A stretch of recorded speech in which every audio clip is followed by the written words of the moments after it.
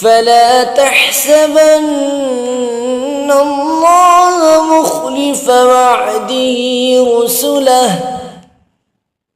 إن الله عزيز ذو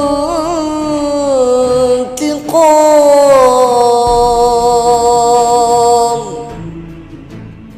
يوم تبدل الأرض غير الأرض والسماوات وبرزوا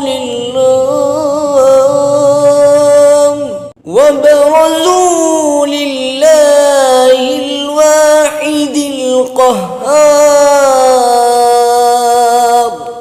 وترى المجرمين يومئذ مقرنين في الأصفاد سرابيلهم من قطران وتغشى وجوههم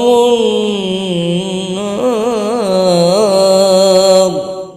ليجزي الله كل نفس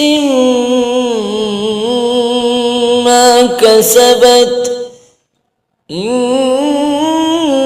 الله سريع الحساب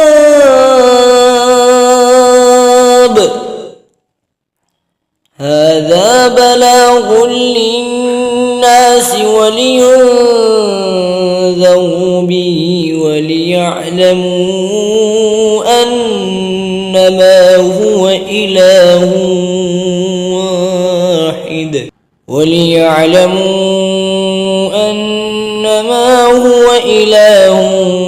واحد